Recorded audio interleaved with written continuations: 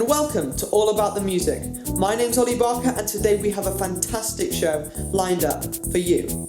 Coming up, we have Tom Seals Presents, Meet the Producers, Live from the Edge, Youth of Today, and of course, Fab Song, featuring some of the hottest new tracks from the UK's up-and-coming artists.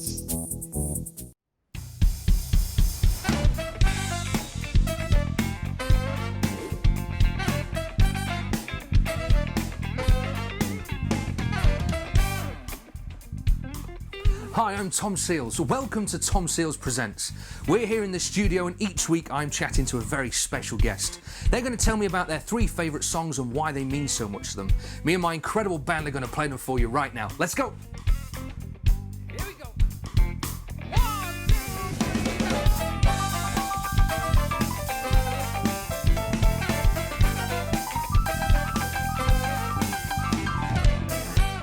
This week my special guest is the finest soul singer in the land, with a chart-topping career on both sides of the pond.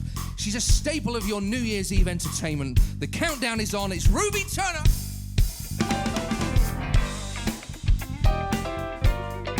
Ruby, thanks so much for coming on the show. 31 years ago, you went to number 1. You don't look old enough, I know, but you went to number 1 in the R&B Billboard chart in America. The song called It's Gonna Be Alright. So 30 odd years later, it's been all right, hasn't it? Well, you know what? It's been a slog, but it's been great. I remember that tour so well. I say the tour. It was a promotional tour, and it was 3 weeks of hard slogging, I'm telling you. Yeah. You know, and at the end of it, I came home with a suitcase that was bulging and burst open. And I remember sitting on my living room floor at home thinking, I'm exhausted. And then the record went to number 1, and I said, that's what you have to do to earn that kind. I mean, today's world, completely different vibes. They don't have to leave the room to go to number 1 now, you know. So there you go. Well, I saw some photographs, actually. I saw some pictures of you the day you went to number 1. Yeah, I was trying to jive back then. And it was an interesting time for me because, I loved music. I loved what I was doing, but I didn't really quite have, you know, I was just a singer. Yeah. I just wanted to express myself and make music. I didn't quite understand what a gold, a silver, a platinum album meant. Yeah. As time went on, you learn when you're with a label. And yeah, it really was something else. It was great. Well, talking of being on the road, now, of course, we're all desperate to get back on the road after this year. And we both know from that hectic touring schedule, most of the time you're in, you do the gig and you're out. You don't really get time to see anything. But, yeah, you know, of course, the music and the gig is the best part. But besides that, what's your favourite bit? If you get the day to explore, what do you do? Yeah, I've been very fortunate in my career that it's taken me across the world. Yeah. I mean, I played the Sydney Opera House with Jules. We went to Japan. I went to New York, played the Blue Note in New York. I mean, I feel very spoiled and I feel very blessed. So, you know, I know everyone's having such a really hard time right now. You know, people starting up their careers, I can understand, you know, got so much to do, you know, bursting with ideas, bursting with ambition, bursting to go and do it. I am cool. I'm happy to go. I want to go back and just enjoy that. Yeah. And maybe when we go back, you know, we'll see what's there left for us to do. If there's anything, and please God, there will be some venues left because that's another thing. We hope so, yeah. Yeah, there definitely will. And this brings me on to your first song choice. When we get out of this time, we will all do this and we'll get back to doing what we love. So tell me about your first favourite song, Bob Dylan, I Shall Be Released. Bob Dylan, when I was about 16, I teamed up with the greatest people in the world. I was in theatre, age 16, the Crescent Theatre. And we used to, after shows, used to go back to my friend's house, Gareth Owen, and we'd always have a party, and there was always a chicken supper, chicken dinner, and music. And I got introduced to Bob Dylan and a host of other wonderful music that he used to play. And I just fell in love with Dylan. The artist, the poet, this man. And I Shall Be Released was one of the first songs I ever recorded. And, you know, I'm more of a lyricist. I mean, music is great, but the words and their meaning is where I come from. I want to know what it is. Well, I've seen you play many times, and of course, it's so clear that the words mean so much to you when you're on stage. And I hope me and my band do it justice for you, Ruby, right now. We're going to play Bob Dylan's I Shall Be Released. Excellent.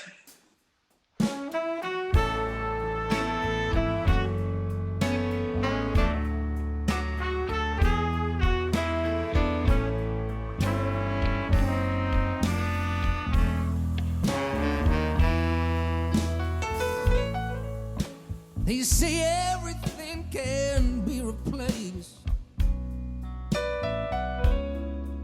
yet every distance is not near. So I remember every face of every man who put me here. I see my light come shining through from the west unto the east. Any day now, any day now, I shall be released. They say every man needs protection, yet every man must fall. Yet I swear I see my reflection somewhere so high above this wall. I see my light come shining through from the west unto the east. Any day now, any day now, I shall be released.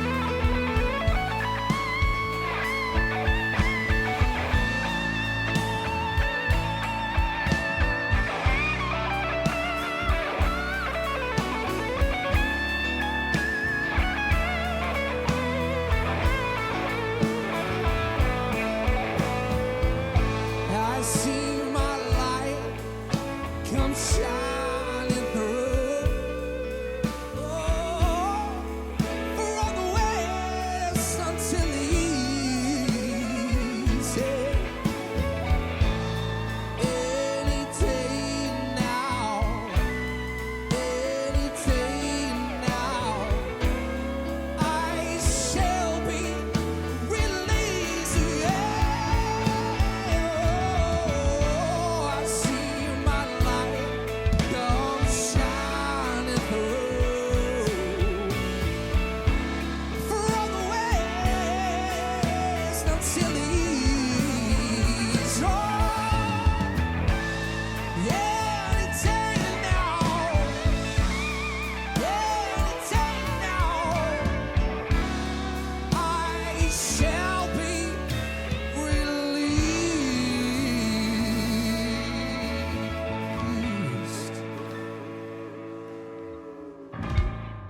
Brilliant. You cannot beat a great tune. You cannot beat a great lyric. Bob Dylan, I Shall Be Released. Well done, guys. No, Nice one. absolutely. So let's go back to mid-80s. Let's talk Culture Club. How did that gig come about? Well, like most things in life, opportunity knocks and you either open the door or you don't. I knew Helen Terry. That was their his main vocalist that sang with him. She used to come to my shows, and I used to play a gig called Dingwalls in London. And she lived not far from there, so she used to come around. I guess in a way she was kind of checking out the competition. Yeah. Who's that girl singer, blah, blah, blah. She came around and we got on fantastically well. She was great. Real musician, got on well with the band. And I knew she was singing with George. And then Helen was doing her own thing. And when she was going to leave, I think she signed the Blue Note in New York. And she was going to go off and make a solo album. And she recommended me. What about the hair? But listen, baby, don't mess. The moments like when George, we're getting the bus waiting for George to come in, and he come in, and his bouffon was so high, so high. I love him.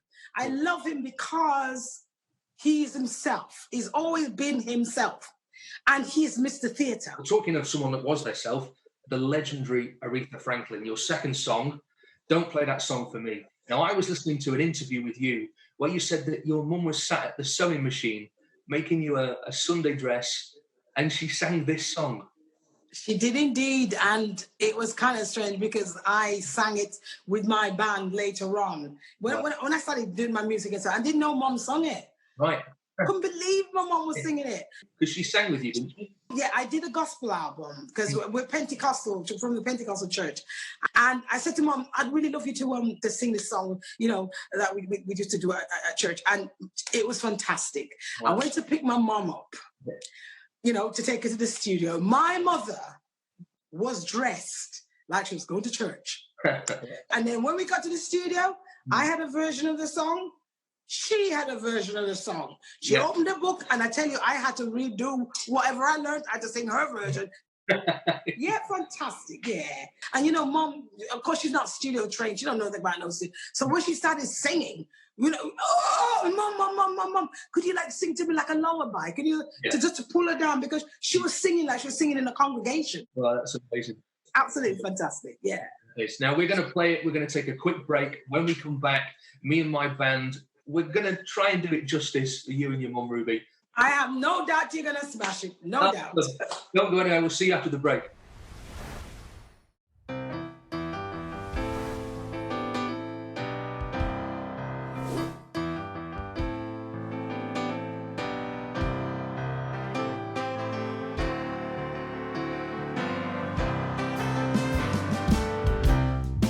Don't play that song for me.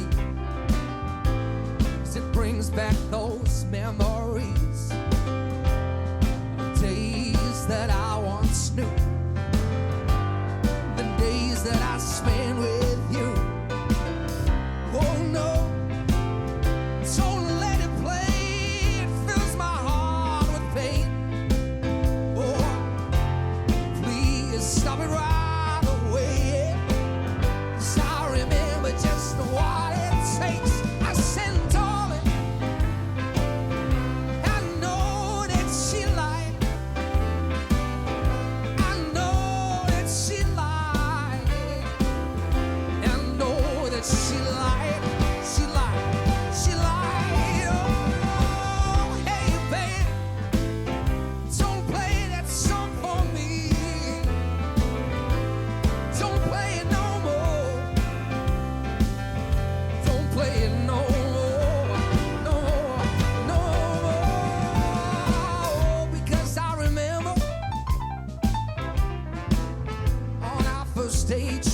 me and she walked away, 'cause I was only 17. I never mean that she'd be so mean. Oh, darling, I know that she lied. You know that she lied. I know that she lied. She lied. She lied.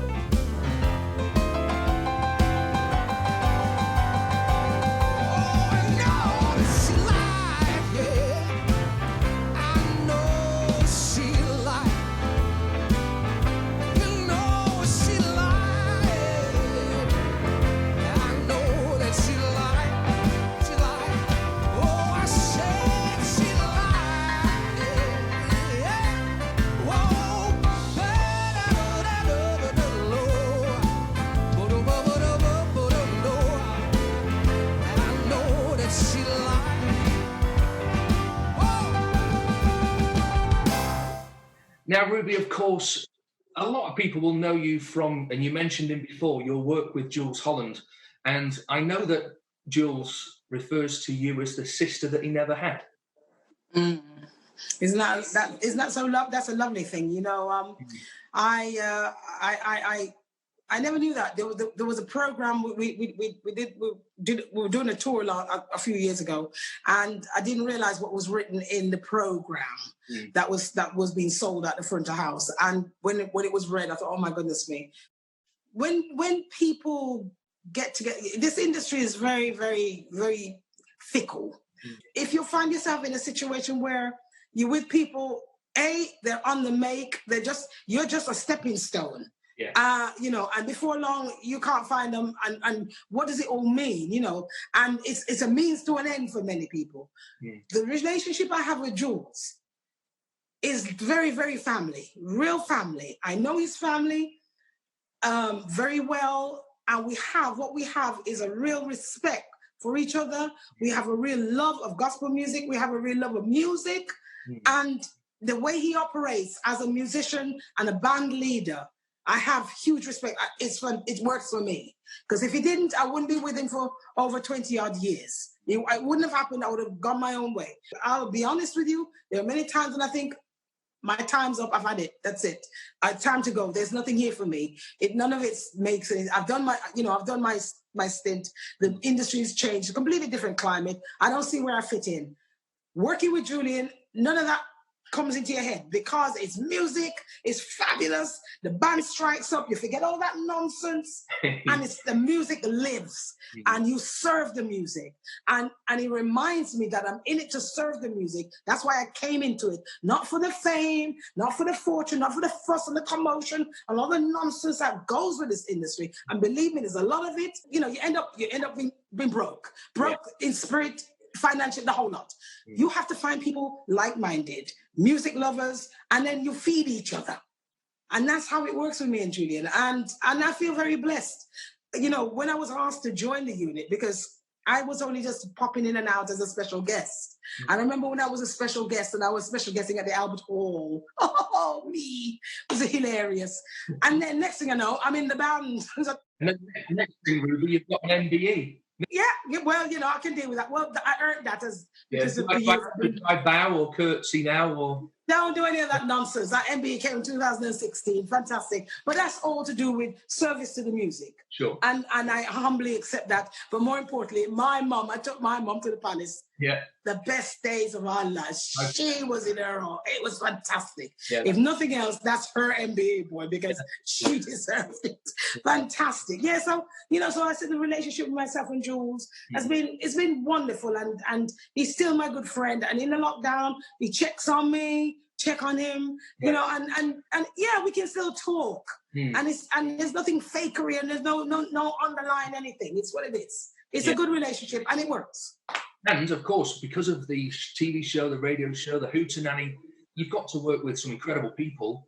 Now, yeah, you lucky girl, I saw you hugging Michael Bublé last year. Michael Bublé came and danced with the Roop Star. I saw, yes. If you don't mind, he came across and gave me a whirl. Yeah, he fantastic. Did. Envy of the nation, mate. Envy of the nation. I certainly am. Me and the Boob Star. Yeah.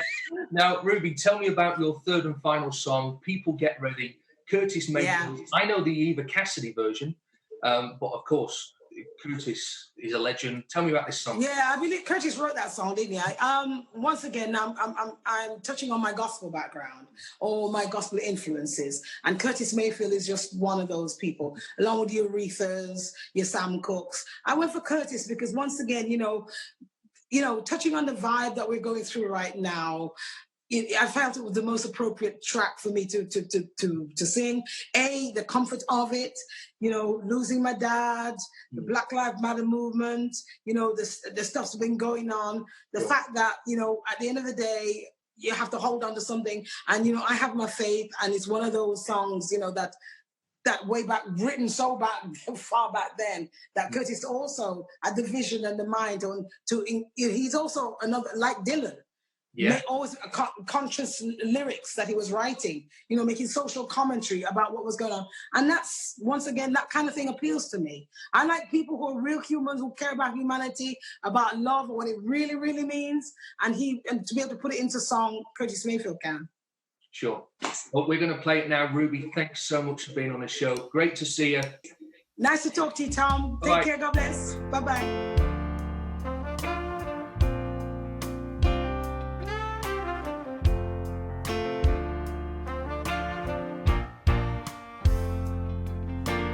People get ready, there's a train coming. You don't need no baggage, you just get on board. All you need is your faith to hear the diesels hum. You don't need no ticket, you just thank the Lord.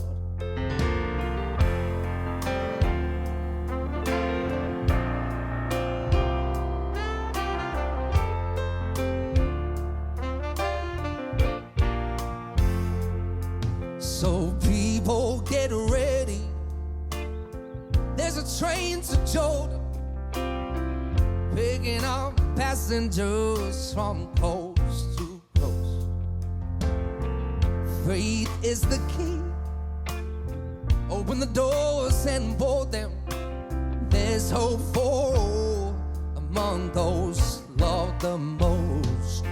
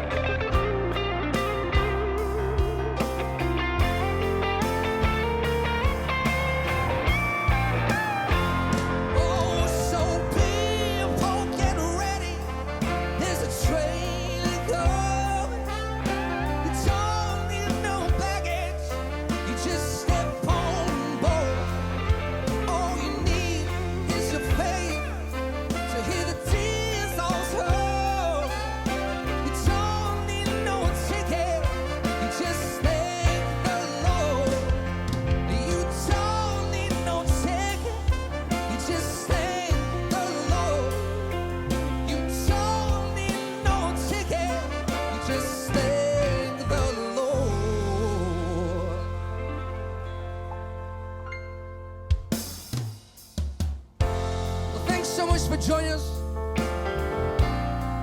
Thank you to my incredible guest, Ruby Turner. Join us next week when I'm chatting to Russell Watson. Thanks to my incredible band. Thanks to you for watching at home, and we'll see you next week. Thank you.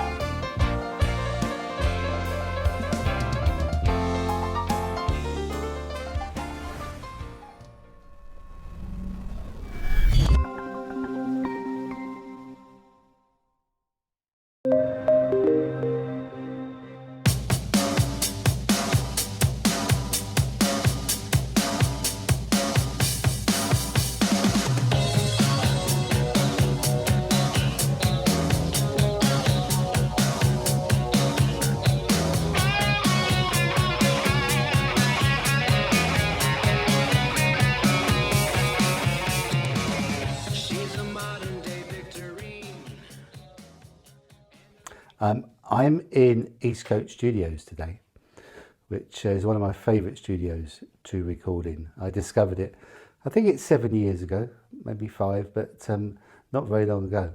And I'm just sitting here now thinking how peaceful and the wonderful tranquility of this room. Although there's normally a lot of noise in here because of the music being played, but you have to start with that solace, that atmosphere to start off with before you can start creating great music. 1979 was the year that Philip Bagnall built the studio. So this was the drum booth. It's a little bit different now. The ceiling was a bit lower, but it's still a very funky sound, great warm sound. Piano gets moved about quite a bit. If you've got like 2 guitar players out here, you can walk from the recording area into the control room. And this is the control room. I mean, look at all the detail on the back of the console. You can see what I mean. You know, that's from the 80s, that console. All these wonderful compressors and echo boxes, all things to change the sound with.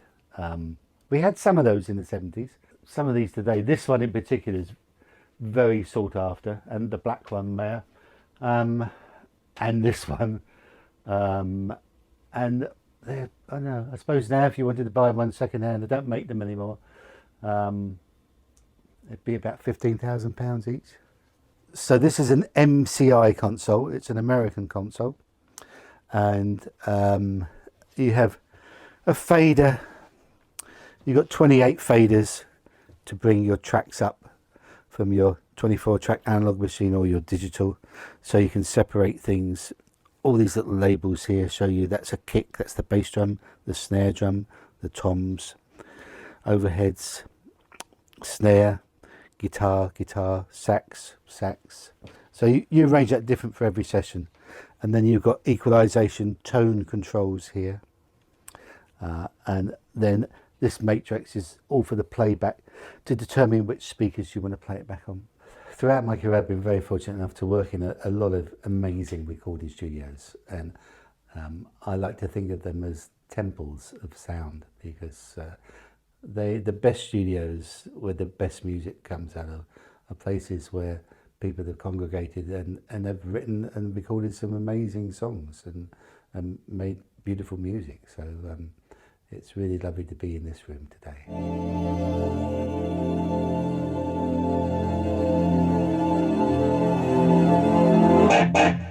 One day, boy, don't see baby. So, pretty wild intro for a rock and roll band at the time. I discovered it because I was looking for a studio with a certain sound. It's an album that I produced with a friend of mine called Noah Francis. It was one of my favourite albums to make. In recording the rhythm section sound, I wanted a really funky, warm, almost like New York sound to it. I was looking at photos of studios on the internet and came across Eastcote. I'd never been here before, and looked at the drum booth and just went, yep, that's the place. It was fantastic. And after that, I just kept coming back to Eastcote again and again. I think I must have made about 5 or 6 albums, 1, 2, 3, 4, yeah, 5, 6 albums here. And they've always been a joy to work on in this room. Today we've been at Eastcote Studios, and I've been talking about the most recent project I'm working on, which is the mixing of an album that I recorded 50 years ago. Didn't seem possible. I recorded it at Olympic Studios in Studio 2, and it's an album called A Space in Time by 10 Years After. When I said I was always searching for a new sound, in finding the Leslie, I put the vocal through the Leslie. The Leslie is the part of the organ, the tone cabinet that spins round, and it gives you like what they call a Doppler effect. So you see all the tracks bumping along here. In using the Leslie, I created this effect on the vocal.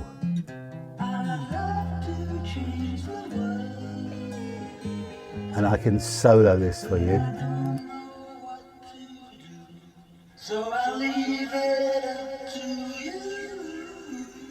It's a very ghosty sound, very wistful sound. It's quite a challenge to go back and recreate a masterpiece that you made 50 years ago and bring something new to it. This image here, that's me mixing the 10 Years After album 50 years ago in Studio 2 at Olympic. Also, we've been looking at some of the music that's coming out on the new digital label that I started called undercovermusic.com. I'd been helping a musician in South Carolina in the States who would send me his songs for critiquing and helping him with bits and pieces on the writing. And this had been going on for quite some time. His name's Everett Watson. And it got to the point where I really felt that I could get involved a lot more in helping with the writing and in the production. And on one of the songs on the first album, which is called Politico, I thought I'd love to get Peter Frampton to play on this, who I've done a lot of work with. And Everett is a huge fan of Peter's. I mean, he's been to so many concerts of Peter's. He plays a Les Paul, same as Peter. And I was not afraid to send this track to Peter to ask him if he would like to play on it. And I know Peter well, so if he didn't like the music, he would say no, piss off, which is fair enough. But I had a feeling he would enjoy this, and what he sent me back was truly amazing.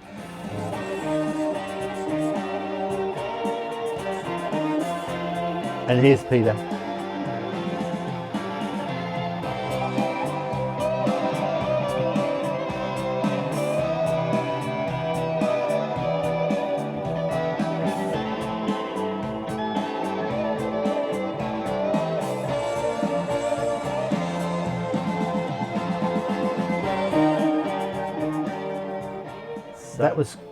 That was quite something for Everett to have Peter Frampton, his idol, playing on his first album. So this will be the first release on Undercover, and then, as I said, we've got 2 more albums which are going to release later in the year. And then I found some songs that I'd written with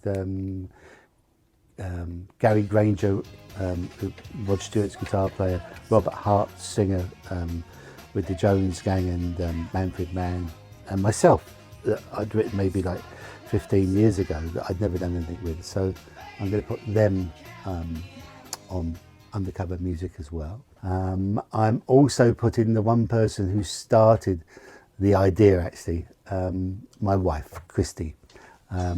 When we met in the late 70s, I actually recorded an album, actually not an album, maybe about 6 tracks with her, and it happened in the most wonderful way. Those songs were always something from the heart, something that I really felt special about, that I wanted to say. I have these wonderful recordings of my dear wife Christy and her songs, and this awesome backing band. And some people that have heard them think it's the Stones playing behind her, because she did go on to sing with Keith Richards on a duet some years later.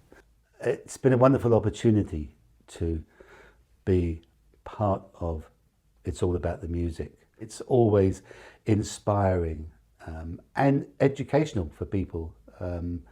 Whenever you read a book about something, you find out, oh, I didn't know that happened, or that happened. So, you know, I think this is an insight for people to see some different ways of how making music, recording music, the music business works from so many different levels. So I've just been presented with this beautiful book, all about East Coast Studios by Martin Tarif.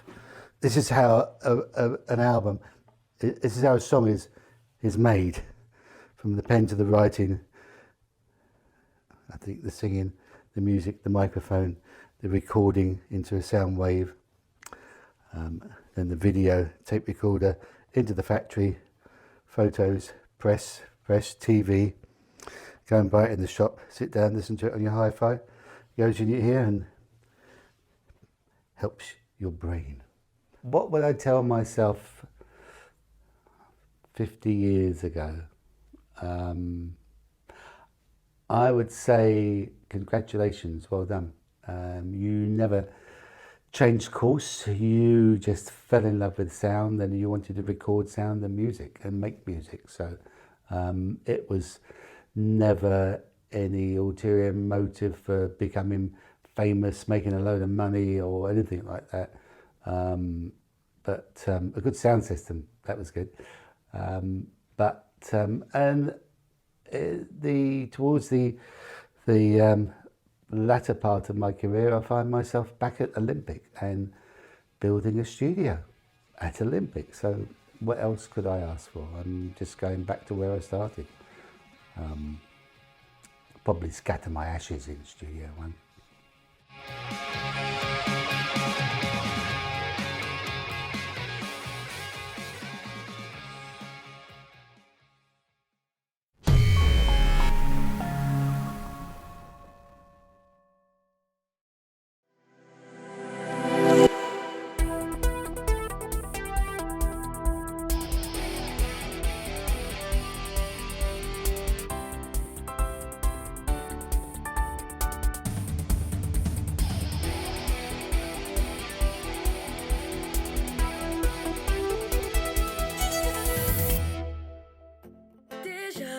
Looking at you,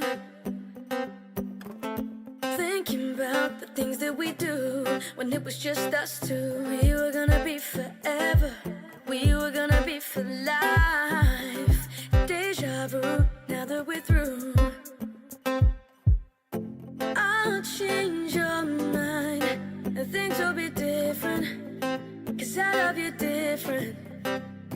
I've been thinking about us, I've been thinking through the long nights. Just tell me there's a chance for you and me. I know we haven't talked much, 'cause you never wanna talk about it. It's not the way that this was meant to be. 'Cause I've been thinking about days and nights passing me by. Now you're not with me, I miss your eyes reflecting the lights of the city. Wish it could have been forever, wish it could have been for life. Take me back to when you were mine. I'll change your mind and things will be different, 'cause I love you different. I've been thinking about us, I've been thinking through the long nights. Just tell me there's a chance for you and me. I know we haven't talked much, 'cause you never wanna talk about it. It's not the way that this was meant to be. 'Cause I've been thinking about it's not too late. We made mistakes, but things can change.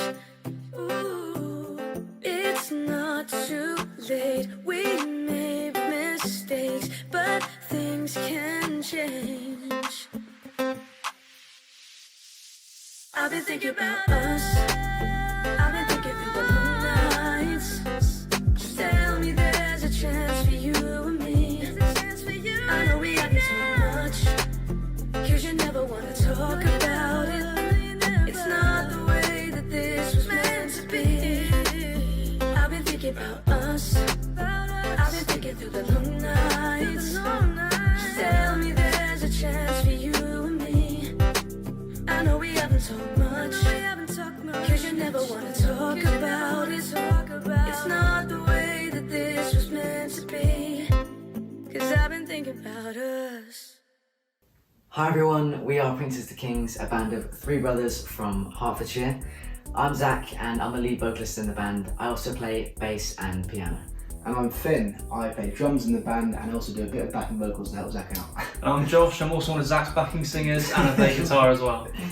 So what you just watched there was the music video for Us. It's our most popular single. It has over 220,000 streams on Spotify. Got a really good reaction. Yeah, so proud of it, Yeah, the really good reaction. And that music video was really fun to film, wasn't it? Good memories, yeah, it was a great music video. Yeah. So we really hope you enjoyed that. As brothers, we've enjoyed music pretty much all our lives, and we're actually four brothers. Our eldest brother Luke has severe and complex epilepsy, and that's actually the reason that we started making music. Yeah, so originally we started performing and writing music to raise money for different epilepsy charities and just in general raise awareness for epilepsy. Yeah. But recently we decided that we wanted to pursue music as a career. Yeah, so we've released loads of music recently, but charity is still a massive part of our band. For example, every year we do a headline show, usually at Camden Assembly, which is one of our favourite venues to play at, and all the money from that event, all the proceeds go to epilepsy awareness charities. Yeah, so that's a general overview of us as brothers and as a band, and we're really glad you're part of our journey. The next track we're going to be playing live for you, and it's our song Hymn, which we released early last year. Yeah, and we've actually put a bit of an acoustic twist on it just for you, exclusively for you, so we really hope you enjoy.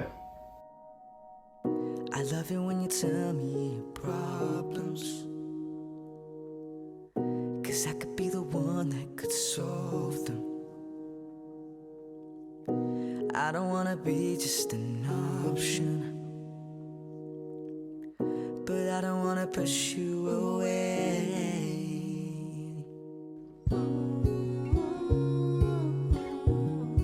There's nothing left to prove, what I gotta do.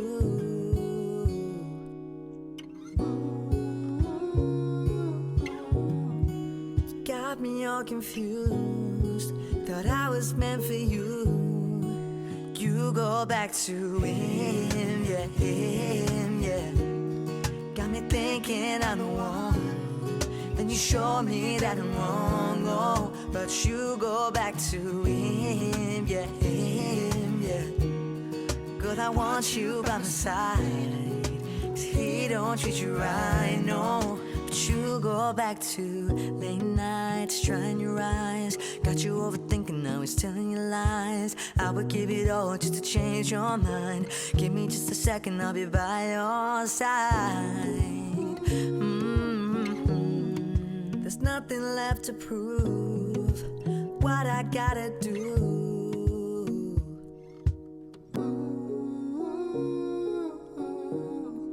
You got me all confused, thought I was meant for you.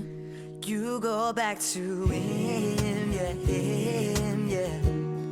Got me thinking I'm the one, then you show me that I'm wrong, oh. But you go back to him, yeah, him, yeah.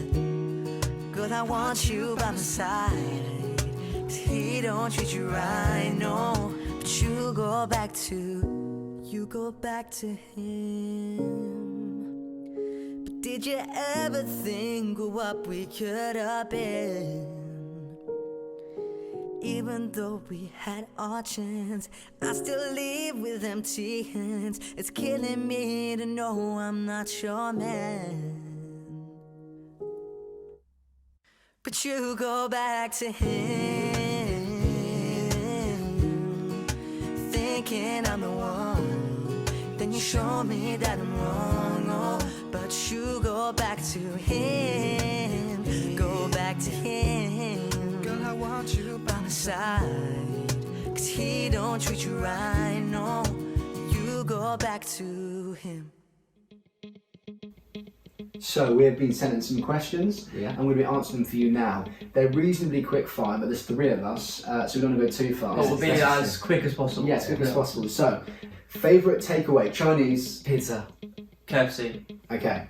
Favourite thing to do together? Football. Playing football. Love playing football. Making music. No, performing live music. And I'd say, watching the football. 2 things. I'll say watching United play. To be fair, we are big football fans. Okay, and if you could have one thing you've always wanted, what would it be? An AstroTurf pitch in the garden. John Mayer's signature PRS electric guitar. Okay. A massive glass studio in the desert. So random. Okay. So this next song is What If You Were Mine. This was a song we recorded last summer, and I have great memories of recording this song, but the actual day of recording the song was kind of mad, because basically we tried to record the music video, the actual song itself, and also we did a photo shoot to get the artwork all in one day. But so it was we tried and we succeeded. Yeah, That's the we important did bit. It was a fun day. A really busy day. We made a cracking song. We really We liked did, it. yeah. Really happy with how it turned out, especially the video as well. It's in black and white, which is different to our other ones, so we think you're going to really like it. So this is What If You Were Mine. don't know what to do. Something about the way I'm feeling right now got me so confused. I'm trying, but I just can't figure you out. I wanna pull you closer. Give me a chance, I'll show you. I wanna get to know you better. Maybe I'm falling for you. Maybe I just might call you. Hoping you wanna know me better. So tonight, wishing I could read your mind. Think about it all the time. What if you were mine? You and I, driving through the night. We can leave it all behind. If only you were mine. We can take it slow.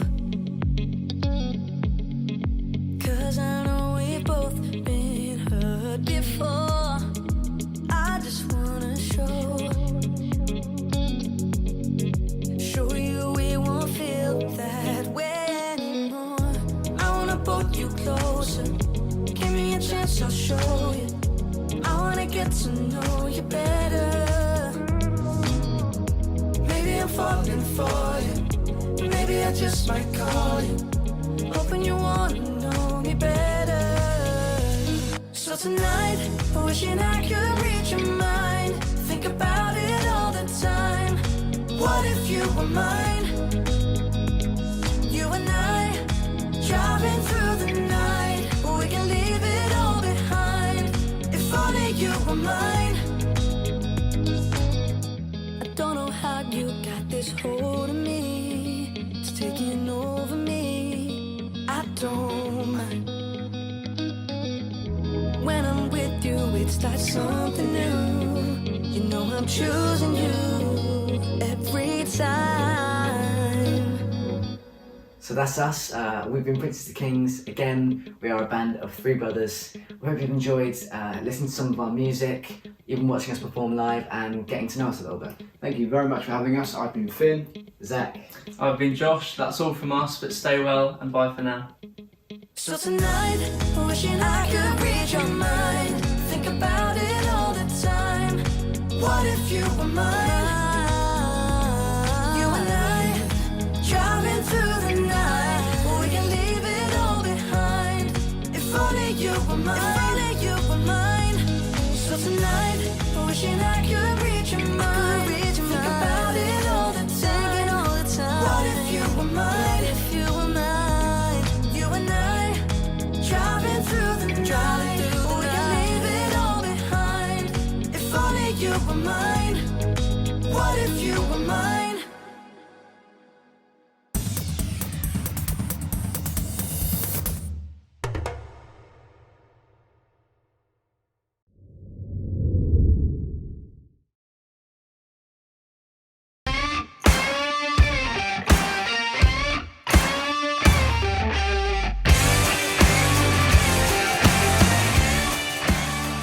Hi, Mark Radcliffe here, and welcome again to Live from the Edge, from Edge Studios in Cheshire. Once again, a superlative collection of live acts. This time we have got the band Shader, who are on 42's Records of Manchester. From Worcester, we bring you the superlative folk sounds of Granny's Attic. From Cheshire, a very witty solo singer-songwriter called Chris Taverner.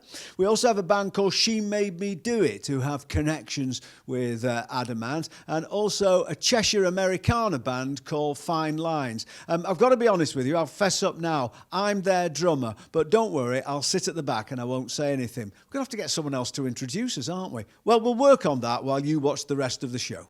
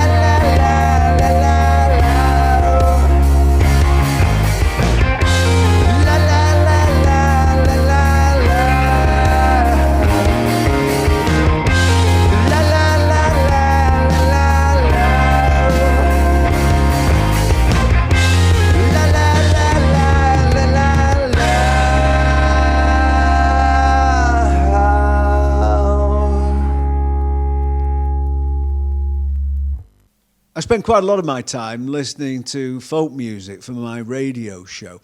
And these guys have featured on it several times. I first came across them in 2014 when they were nominated for a Young Folk Award. But they're absolutely brilliant live, so do check them out if you're at a festival and they're on.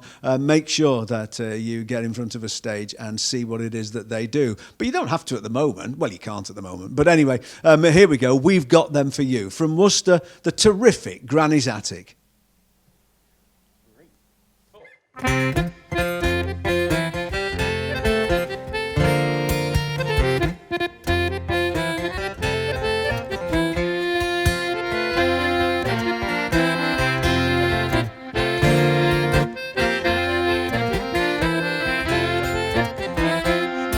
Come all you true sons are there in a tent to me few nimble lines. I'll sing you a song about spinning, it was a good trade in its time. Some they span worsted and yarn, and others they span flax and tow. By experience, boys, I will tell how the wheels of the world they do go. These are the wheels of the world, me friends, you must understand. For 300 years they've been spinning destruction all over the land. Napoleon was a great spinner, and freedom did always advance. Over deserts and high lofty mountains he marched the brave sons of France. Although Wellington he went a spinning, his wheels they were at Waterloo. But if Grouchy had never been bribed, the French would have split him in two. These are the wheels of the world, me friends, you must understand. For 300 years they've been spinning destruction all over the land.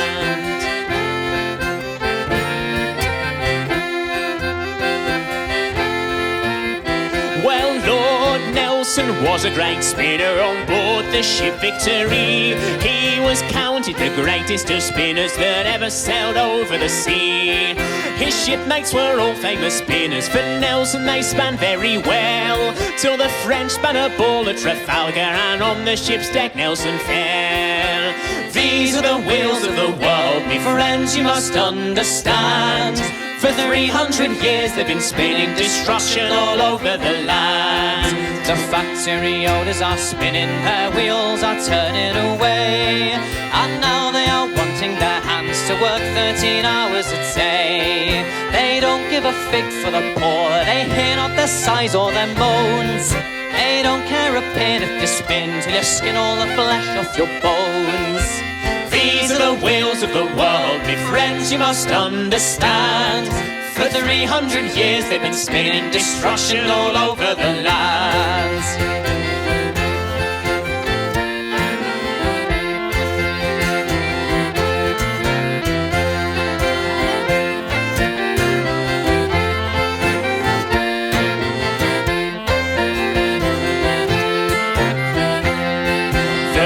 Are all famous spinners, of that we are all very sure.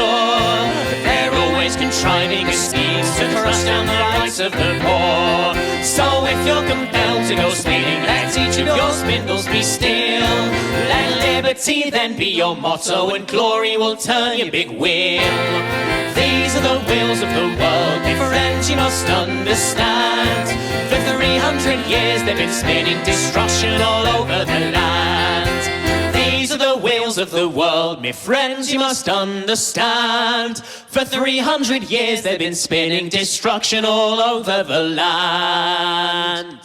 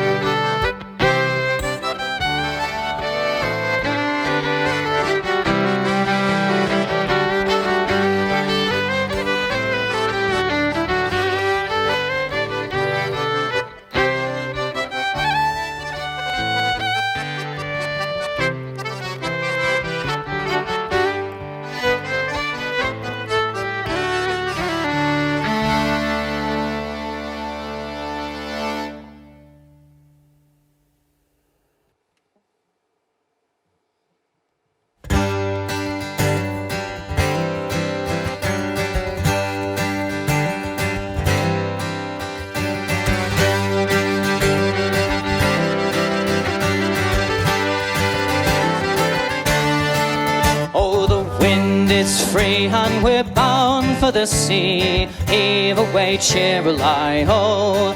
All of the lassies are waving to you and to me, as it's off to the southward we'll go. Oh, as off to the southward we'll go. And Nick, Brian, come back, me dear John and dear Jack. Heave away, cheer-a-lie-ho. For there's water at front and there's no door at back, as it's off to the southward we'll go. Oh, as off to the southward we'll go. Sing, me lads, cheer-a-lie, heave, me lads, cheer-a-lie, heave away, cheer-a-lie-ho. For the gold that we prize and for sunnier skies, away to the southward we'll go. We'll soon be a-driving her out through the docks. Heave away, cheer-a-lie-ho. It's where all the young pretty boys come in their frocks, as it's off to the southward we'll go. Oh, as off to the southward we'll go. Then it's one to the other, them flash girls will say, heave away, cheer-a-lie-ho. Just wait till he's back with his 40 months' pay, and it's off to the southward we'll go. Oh, as off to the southward we'll go. Sing, me lads, cheer-a-lie, heave, me lads, cheer-a-lie, heave away, cheer-a-lie-ho. For the gold that we prize and the sunnier skies, away to the southward we'll go.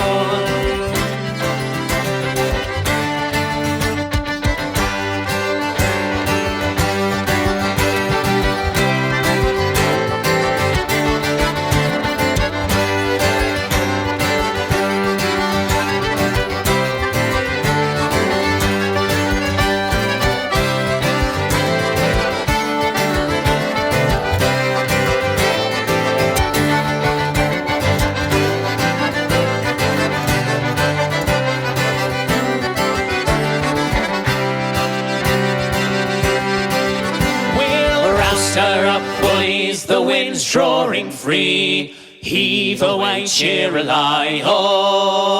Let's get on our glad rags and drive her to sea, as it's off to the southward we'll go. Oh, as off to the southward we'll go.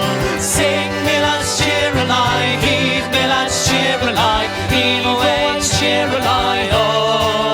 For the gold that we prize and for sunnier skies, away to the southward we'll go. Oh, and away to the southward we'll sing. Me lads, cheer-a-lie, heave, me lads, cheer-a-lie, heave away, cheer-a-lie, oh. For the gold that we prize and for sunnier skies, away to the southward we'll go.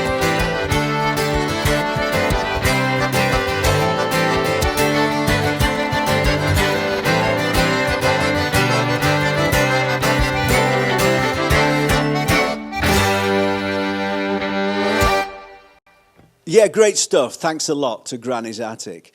Our next guest is a singer-songwriter from Northwich in Cheshire. Sometimes the phrase singer-songwriter makes me shudder because I've seen so many people stand up as singer-songwriters with an acoustic guitar and evidently think they're Bob Dylan or Joni Mitchell and then proceed to do 40 minutes of dirges to burn coffins by. This guy's a singer-songwriter, but with a really unique world vision, an idiosyncratic take on the world. And, you know, if you see him live, he really does create something very special just on his own in the middle of the stage. So pay rapt attention, please, for Chris Taverner. This one's called Apocalypse Prediction. And, well, I thought I'd play something nice and positive. So here we go. This is one about the end of the world. It goes like this.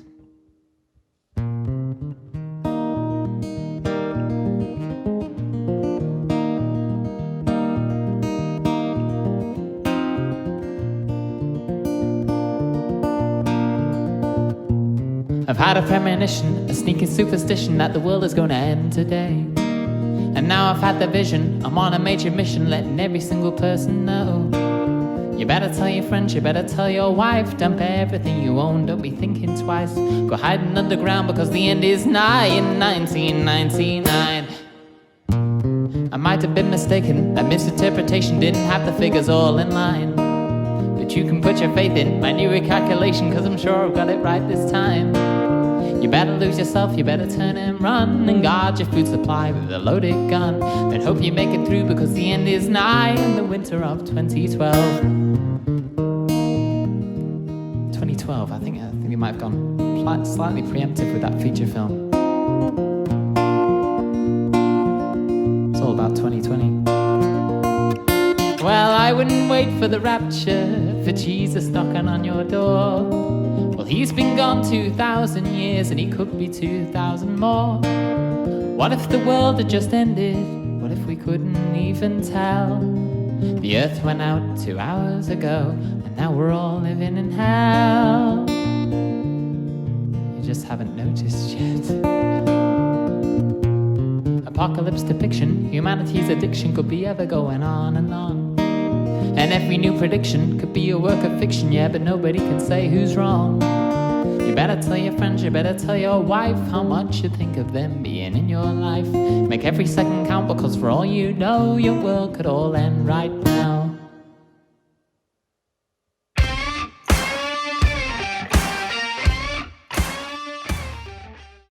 All About the Music presents a brand new show for artists and writers. Pure, fresh music. A brand new series on Sky TV and online for new and unsigned artists.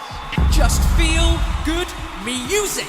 Don't miss the revolutionary new digital music program, All About the Music. Well, we have some common ground with Northwich. We do. Don't we? I mean, I lived there for many, many years, but you were born there.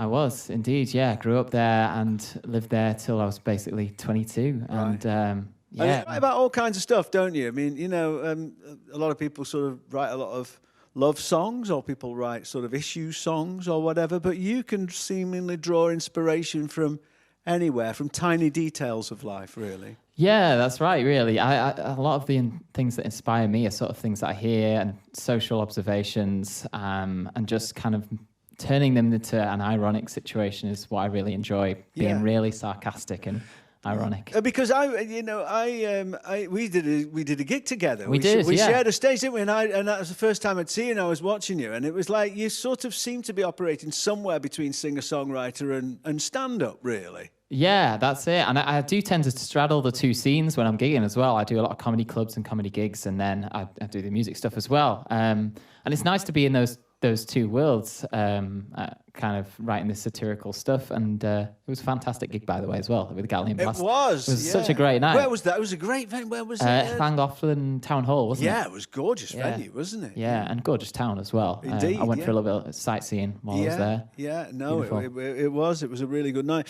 Obviously, tough times for musicians. Indeed. No gigs. Yeah. I've talked to all kinds of people about ways that they are making a few quid, and doing things like this is great, obviously. Of course. You were telling me about one that I hadn't come across before. It was sort of like, well, tell us, like customized greetings songs or something. Basically, that's it, yeah. I got in touch with a company called Songfinch over in the US, and they're doing personalized song gifts for people's birthdays, weddings, or just for your partner, for your family, or so like Mother's the way you Day. could order a bespoke birthday card or whatever. Exactly, yeah. And you order bespoke lyrics depending on your situation. And it's brilliant, the system they've got, because all you as a songwriter have to do is present a series of song foundations. So it could even be songs you've written before. Yeah. And then you replace the lyrics every time you get a new order in. So it's something like an hour or two's job just to record some vocals for the verses, and the chorus is always the same.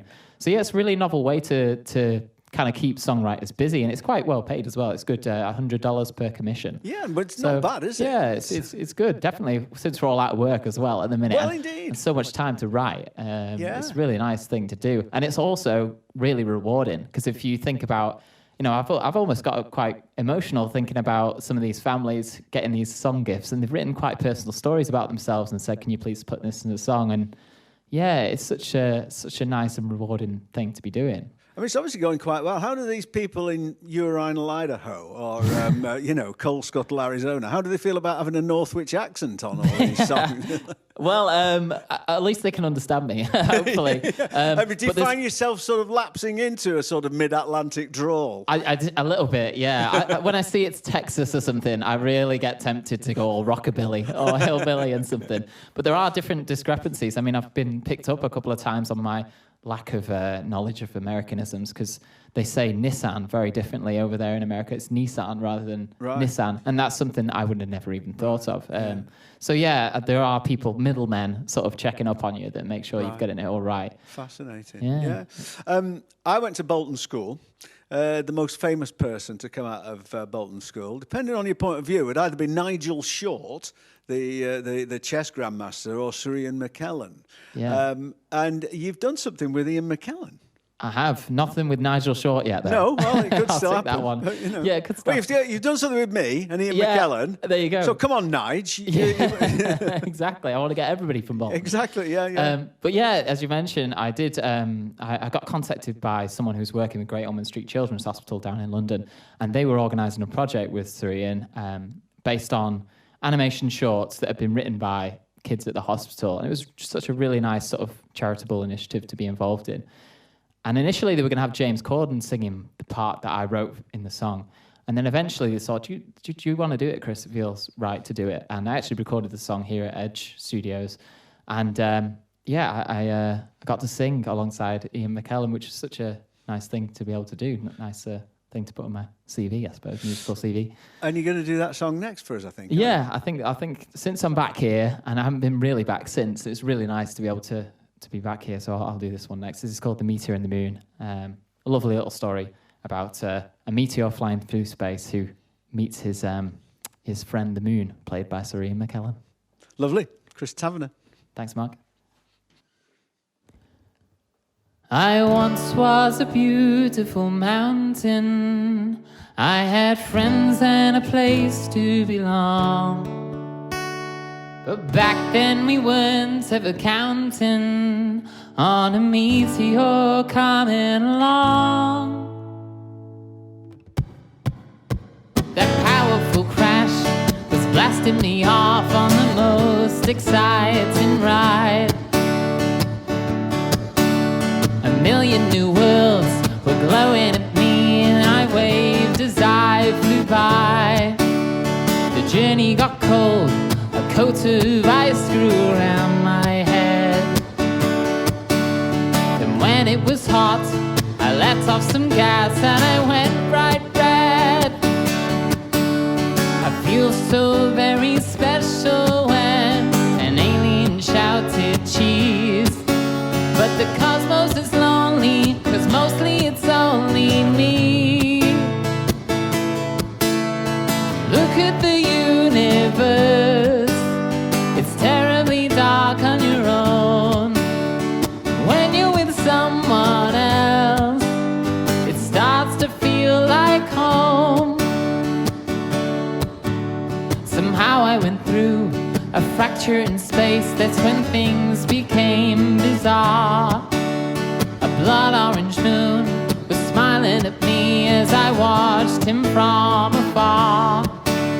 And when I got near a meatball planet with onion rings, celestial cats were playing with me like a ball of string.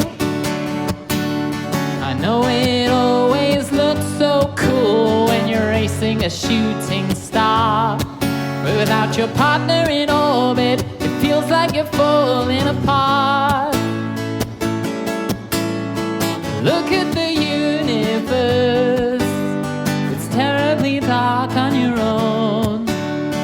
When you're with someone else, it starts to feel like home. Hold on, hey, is it just me? Or did I just grow a tree? Look at us now, we're turning green. Look at the universe, it's terribly dark on your own.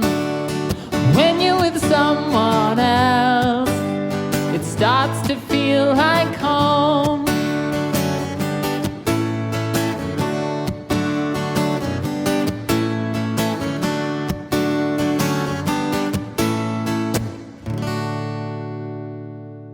The idiosyncratic but ever so lovable Chris Taverner. Try and see him live. He really creates an amazing atmosphere.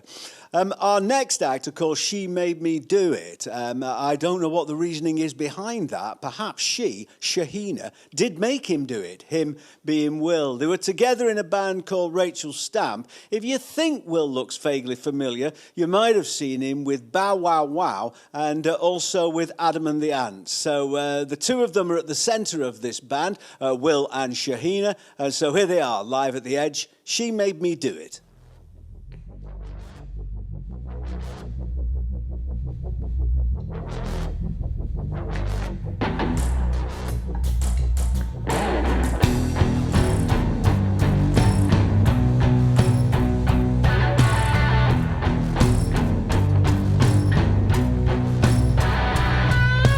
Walk across the garden in the footsteps of my shadow. See the lights out, no one's home. In amongst the statues, stare at nothing in the garden.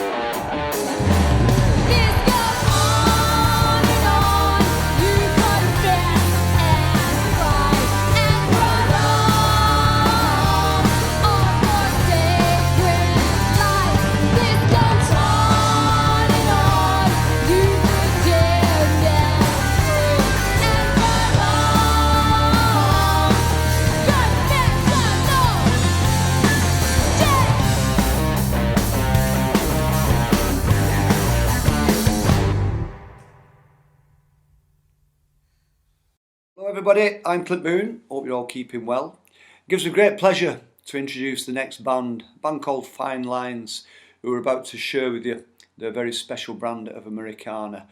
We all know that Mark Radcliffe is an amazing broadcaster, and as you're about to see, is also a brilliant drummer.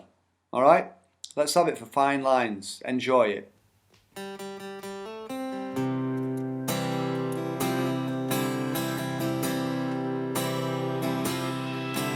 Give me one last moment in a deep blue place, reached by a winding road on a map. Something happening beyond the ocean. We never felt anything quite like that. Hold my hand to heaven, let's climb to the clouds.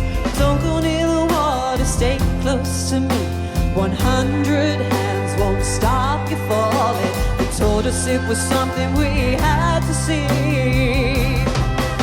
In the battered orange car, it was 2 days drive. When we hit Del Rio, we knew we'd arrive. Worth every penny, felt good to be alive. When we hit Del Rio, we knew we'd arrive. When we hit Del Rio, we knew that we'd arrive.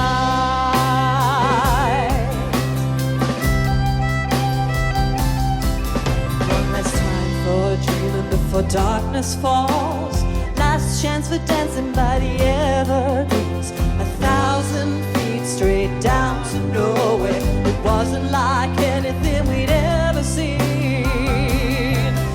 In the battered orange car, it was 2 days drive. When we hit Del Rio, we knew we'd arrive. Worth every penny, felt good to be alive. When we hit Del Rio, we knew we'd arrive. Hit Del Rio, we knew that we'd arrived.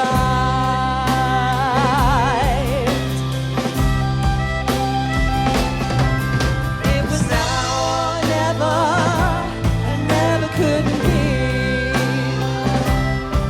Something told me we could never be free.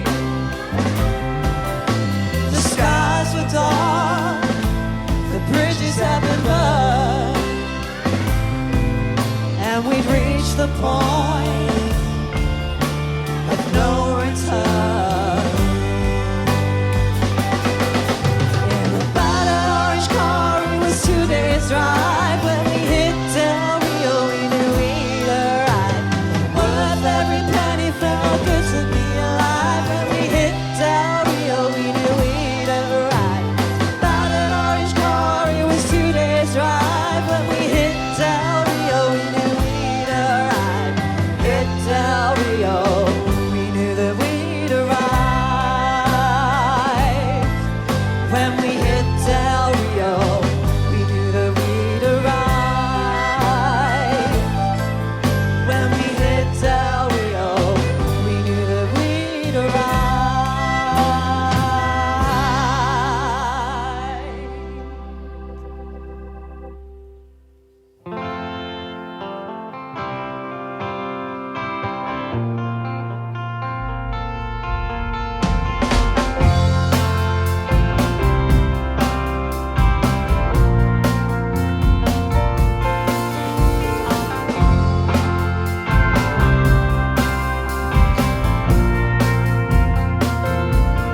Try to understand, it's better this way. Even though there were so many things we never got to say. Promises I made were never easy to believe.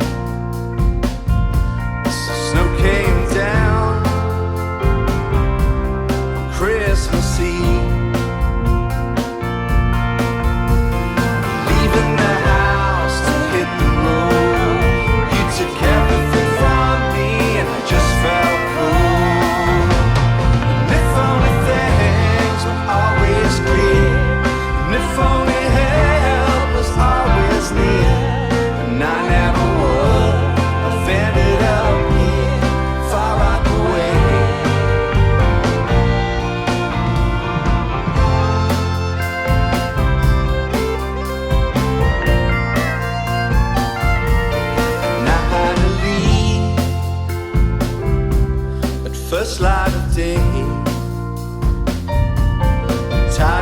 scenes in the same old passion play. Do you think I enjoy making life so hard? Turning bricks and mortar into a house of cards. Didn't know how things would unfold. You took everything from me and I just felt cold. And if only things were always clear, and if only help was always near, but I never would have ended up here, far Rockaway.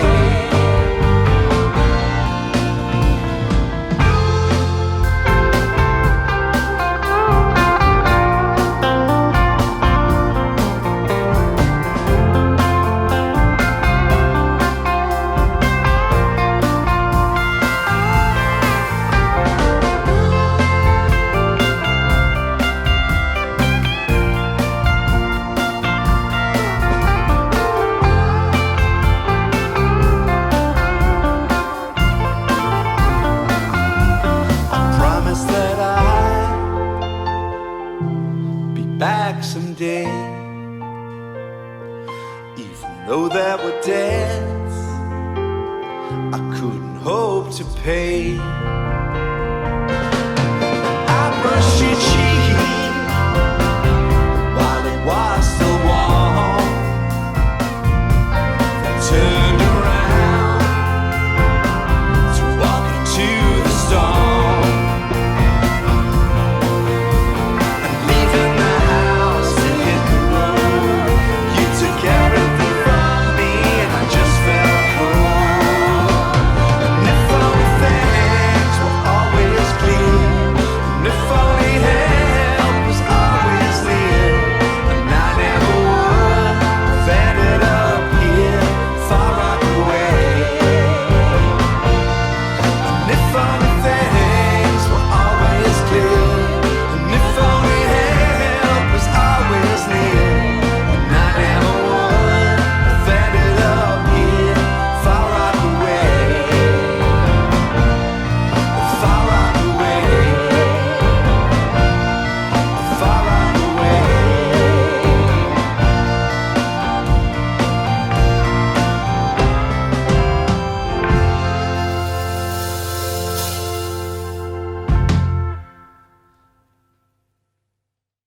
Oh, crikey, they were good, weren't they? Fine lines. I thought the tempos and the way the drums just kind of pushed them along was very well judged there. Fine lines rounding up the show, and we had She Made Me Do It as well, thanks to them. Chris Taverner, as I say, a sort of unique singer-songwriter, really. Very interesting worldview, interesting observations. Granny's Attic from Worcester, and kicking us off today were Shader, as I say, on 42's Records of Manchester. So I hope you enjoyed something out of all those guys, and we'll be back with another great selection sometime soon. See you then.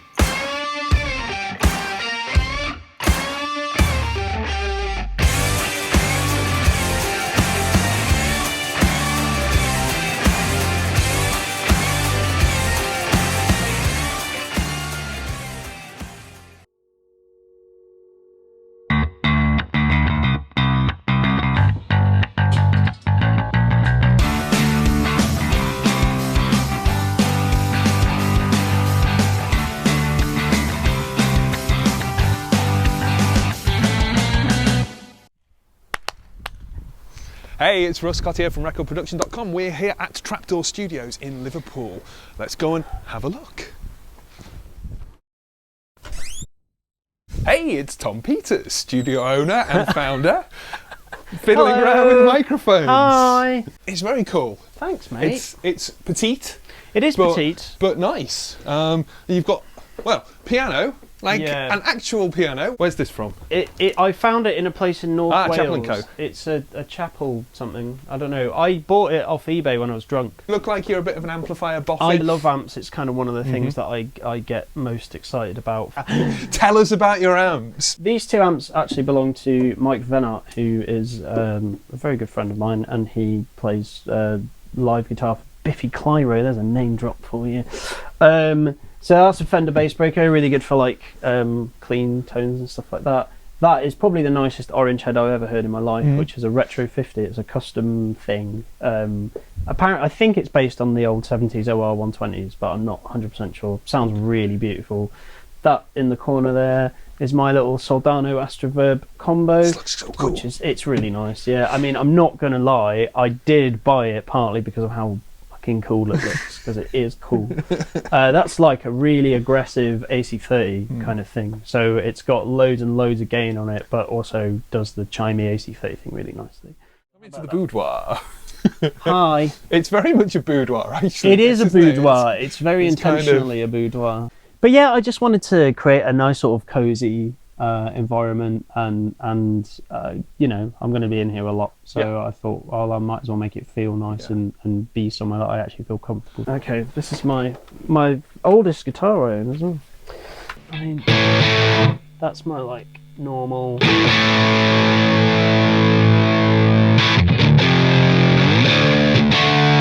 That's just my sort of drive tone that I use kind of most of the time.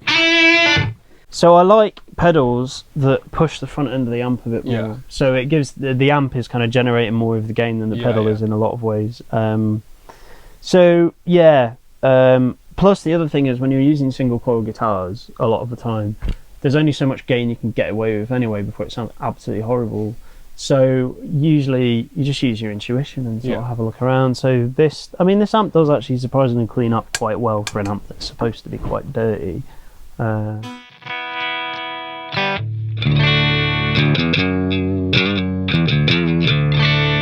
it's not like blisteringly loud in the live room, because there are some people who will just record at full whack, you know, with the tube amp guys or whatever. I mean, I have actually turned the amp down quite a lot from where I would normally have it, just because we've been going in and out of the frame. You've kind of got like a wooden finish on here. I mean, you did all the build yourself? Yes, I did. Yeah, so me and my dear old daddy helped me quite a lot as well, which was really, because he's pretty handy. So we, in fact, you can see by the holes in the ceiling that I haven't fixed yet that there used to be another wall here. So I pulled that wall down to kind of extend the live room, and then that's the wall into Studio 2, otherwise known as my cupboard. And you've been here how long? Just under a year actually. So